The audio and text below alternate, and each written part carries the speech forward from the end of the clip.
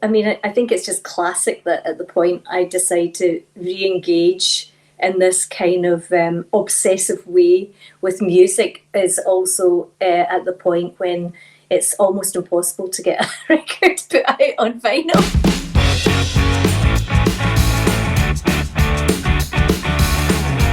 Hello everyone, welcome back. My name is Phil Marriott. I am thrilled to be joined by someone whose career I've been following since 1981, and she's back with a new album later this year with Altered Images and on tour as well. Clare Grogan, how are you, Claire?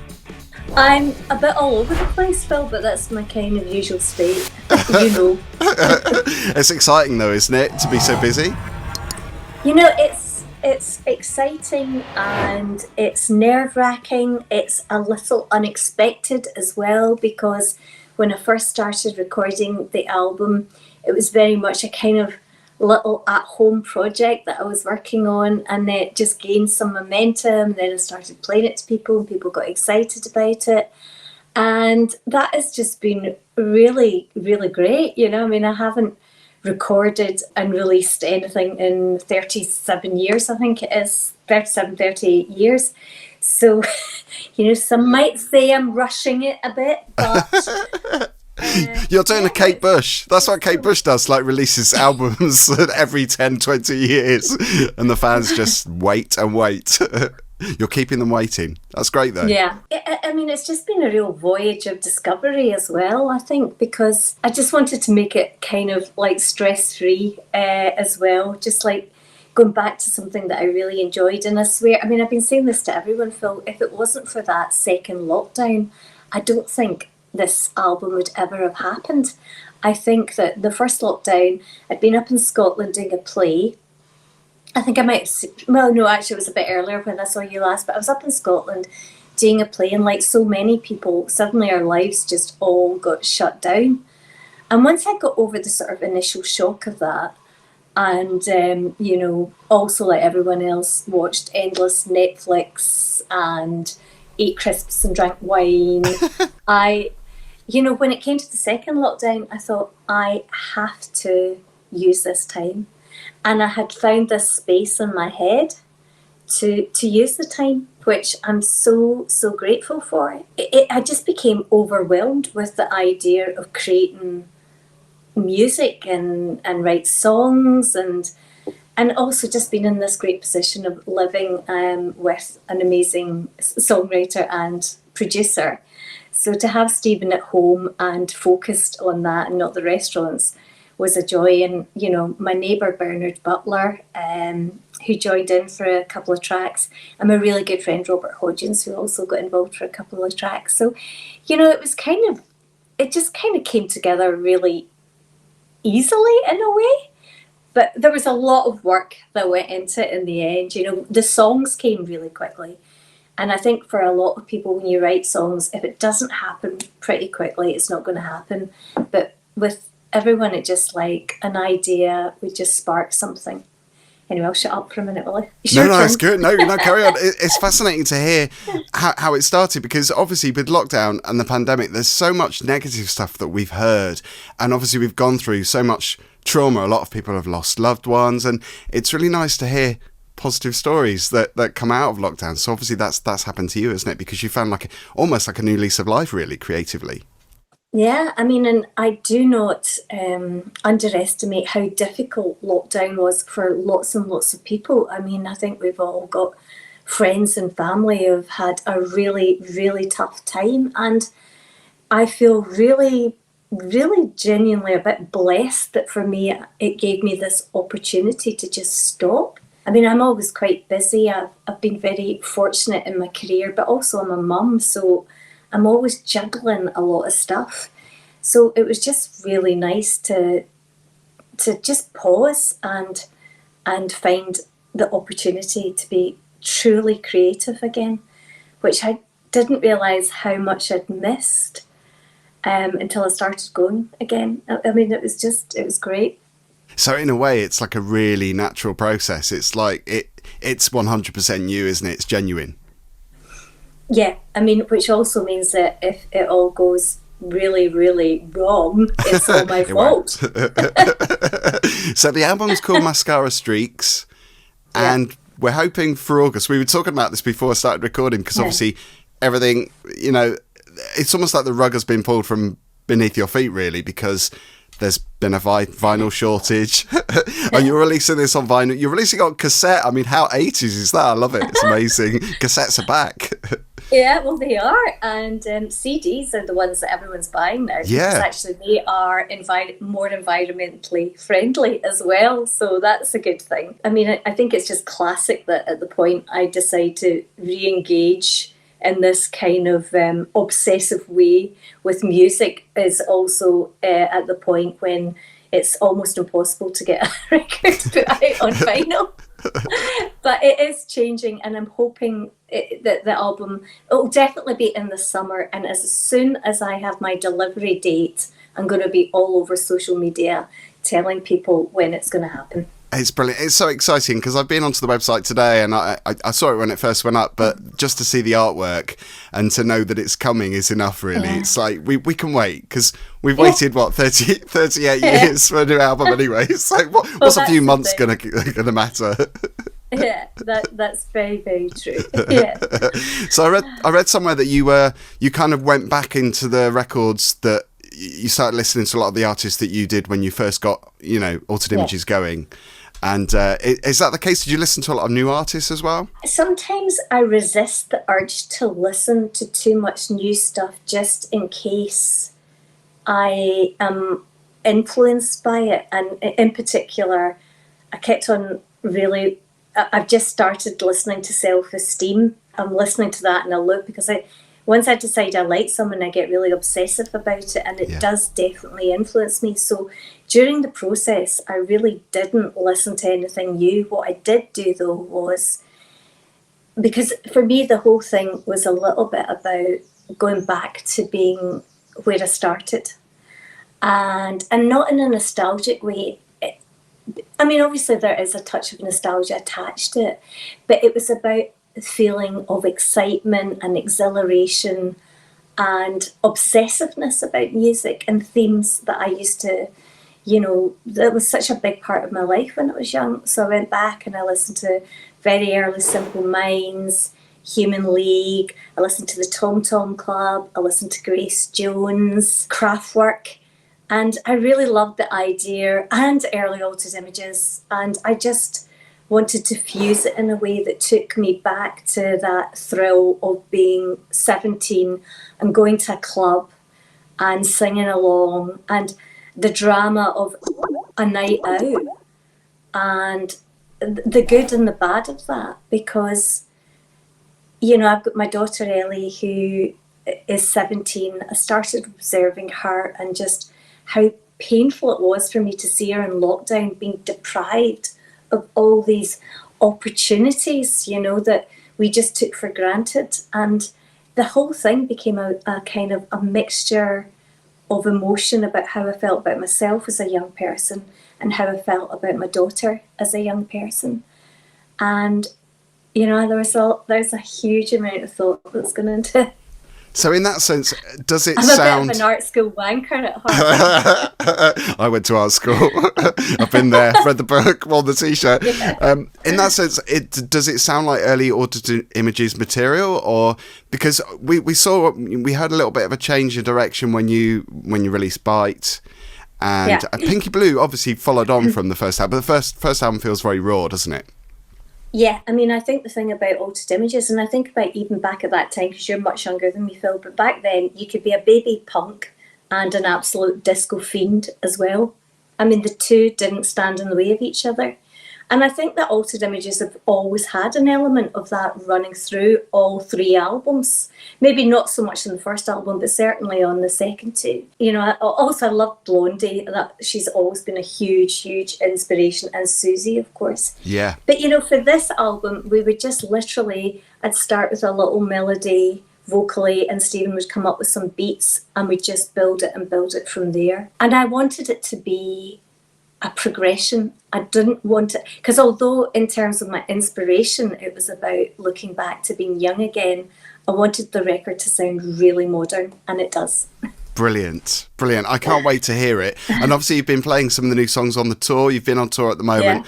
Very much looking forward to see you at 229 in London next Friday, which is, I think, the 18th of March. Yeah.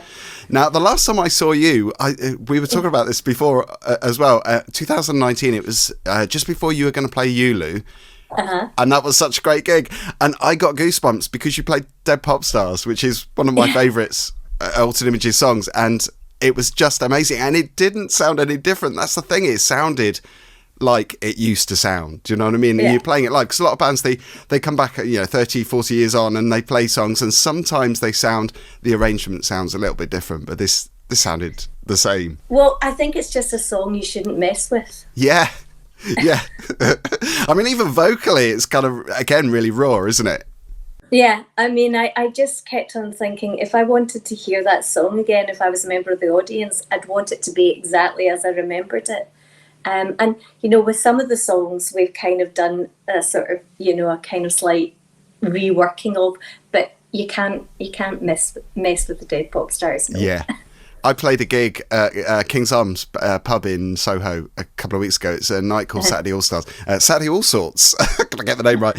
And I played it. And people kept going up and saying, I haven't heard this for years. And it was brilliant because that's the kind of reaction you want, isn't it? Now, I saw a lot of pictures that you posted on Twitter. And we'll come on to social media in a second. But one thing that I've noticed about you is when people have taken photos of you on stage, you always look like you're really happy, you're genuinely happy, you're laughing, you're smiling.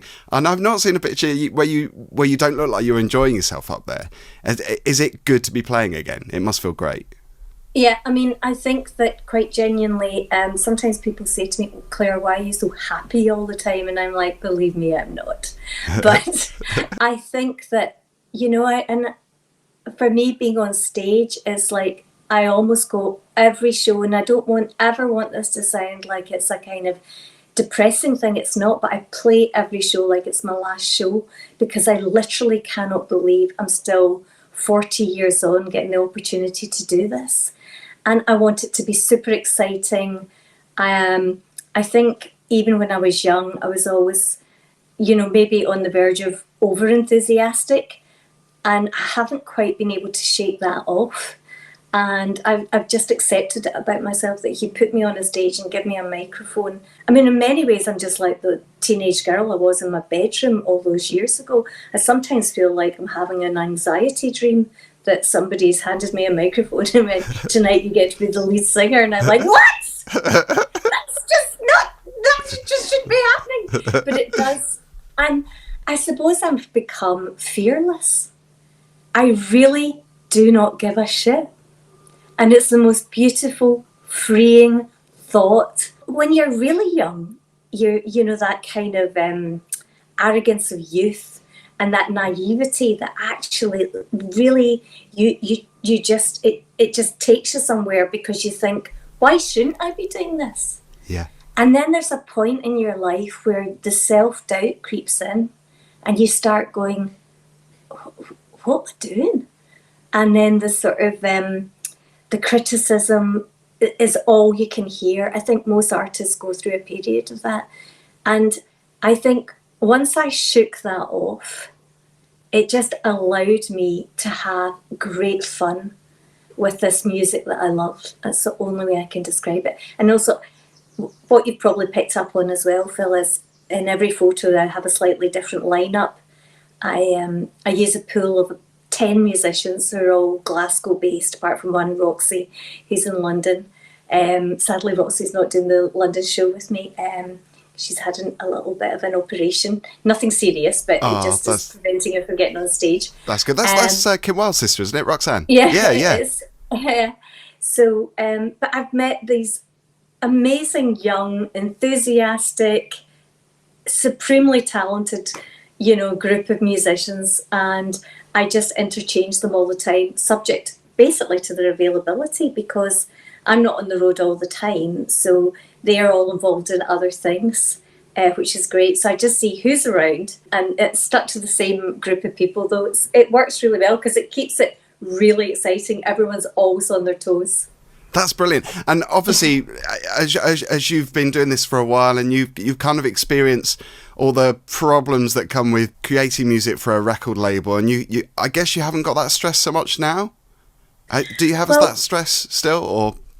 No, I mean, the thing is, it's been really, getting the deal with Cooking Vinyl was just amazing, and they're allowing me to express myself artistically in a way that I'm not used to, which I have to say, I do find that a little bit pressurizing, but it's the pressure I'm putting on myself. It's not, because the buck stops with me, and everyone around me is really supportive, and that's great, but ultimately it's my thing. and that is amazing and terrifying. Is the thought of the London show terrifying? Because obviously London is the big one for a lot of bands and artists. It's quite a pressure, isn't it? Or is it exciting, or both? You know what? I mean, every show I'm always have a moment of absolute sheer blind panic before, and I'm just gotten kind of used to that. I'm really looking forward to the London show. I mean, honestly, Phil, I look forward to all the shows. I suppose London's going to be a bit special because it's the day after my birthday and all my family and friends are coming down. That makes it really nerve-wracking. There's nothing funnier than looking out to the audience and seeing all your pals. And obviously we can sing happy birthday to you, not the other way around. God. I'm trying to just ignore my birthday, but nobody's letting me. You got to celebrate. Social media, because obviously we didn't have social media back in the early 80s and the late 70s, when you started. Do you embrace that? Because it looks like, again, it looks like you're posting so much great stuff, and it's all really positive reactions to your gigs as well that you're retweeting. And it genuinely is. If there was a negative reaction, I have to be honest, I wouldn't be retweeting it. Yeah. But I'd be telling them to go and fuck themselves. But it's all. I'll kind of love the joyous aspect to it. I really do. And I think that social media is a weird thing, because I do sometimes pick up on the one negative comment. And it really gets to me. And I just think for young artists, when they're really put through the ringer a bit with that stuff, I would find that super difficult, I must admit. It's been really effective for me. It's really worked well. Me, re-engaging with my audience again. People have found me and they come to the shows, and hopefully they will buy the record, and and we'll all live happily ever after. Isn't it amazing to be able to block people, though? If you don't like what somebody says, if they've posted something negative or they hurl abuse at you, it's great to just be able to block them out. Honestly, I've been so fortunate so far, and I'm really tempting fate here, but I think in the entire time I've been on social media, I've only had to block 3 people, and you're right, though, I just stamp it out straight away. I just think, move on. If this isn't your thing, move on. There's no point dwelling on it, is there? Because it's like a friend of mine, she's a singer as well. She was on stage once, and she looked down at everybody was loving the gig. She saw somebody out the corner of her eye, and he had his arms crossed, and he looked furious. He looked like he wasn't enjoying the gig, and everybody else was, and there were thousands of people there, and she just remembers just dwelling on that one person. She thought, because he ruined my night. Yeah. But it's crazy because the majority were enjoying it. Yeah, that is exactly it. And you just think, why do you do that to yourself? But it's absolutely unavoidable. It really is. So we've got a new film. You've got a new film coming out with Alan Cumming. I saw a picture, talking to Twitter, there's a picture of you. It looked like you were in front of a pie with a bit of a phallic piece of pastry in the middle. It was a steak pie, because I was trying to remember what it was. And it was a steak pie, but they had created 2 pastry horns on it. I can only see the one horn. Yeah, you can only see the one horn. So my friend sort of sent the picture because it was taken a while ago, and it really made me laugh. But it's a really gorgeous project. It's a documentary, actually, film about a grown-up who returned to school posing as a schoolboy, and it's a true life story, and I hadn't actually seen it yet. And my character is actually an animated character, and I've not seen that yet either. So I voiced it, so I'm the drama school teacher in it. Fantastic. So it's called My Old School, is that right? My Old School, yeah. Yeah. And it's getting amazing reviews. So I'm so pleased for the director, Jono, who it was absolutely a labour of love for him, and it's been really well received. So that's great. Brilliant. And you've got a little EP, a very special picture disc coming out for Record Store Day, which is, I think it's a 4-track kind of greatest hits, mini greatest hits, isn't it? Yeah, it's just a mini greatest hits, and everyone was like, "You need to do a picture disc, Clare," and I was like, "Okay," So we've done the Return of the Teenage Pop Star. I think that's what it's called. Yeah. I should know. I'm deciding everything, but it's now becoming a bit of a ball of confusion to me. You've got a lot going on. Like by the end of the year. There's lots happening in 2022. We'll put all the links down below so you can obviously pre-order the album as well. Mascara Streakz, Great. Hopefully coming out in the summer. Yes, it's definitely coming out in the summer. It's definitely coming out in the early summer. summer. Yeah, definitely. And I'm really looking forward to it. I've got some shows in the southeast after London. So it'd be great if we could put a note of them as well, because I just know that the day after London I'm going somewhere else, and I really should know where it is. I think it might be Southend. We'll have a brilliant time. And can we look forward to a tour for the album once the album's out as well? Yes, is that in the pipeline? Absolutely. I mean, it's been just great on this mini sort of tour that I've been doing to showcase some of the songs, which has been just lovely. It really, really has. So, and they're just getting a great reaction, they really are, which is really reassuring. Oh, it's excellent. And also it's great to see you you've done like an acoustic CD as a bonus disc, haven't you, on the album? Well, there is going to be, it's a bit of a surprise. I'm not going to say too much about it, but I think it's going to be the last thing people expect, which is a big thing with me. That's brilliant. That's very intriguing. I kind of want to know more, but you're not going to tell me more, are you? I'm not going to tell you. Not till I'm ready, Phil. All the best for the album. I can't wait to hear it. I can't wait to see you play in London as well. Again, all the details how you can get tickets down below. And thank you so much for chatting with me. It's really good to see you, and it's great to see you so busy and enjoying it. Okay, thank you. And it's good to talk to you, Phil. Take care.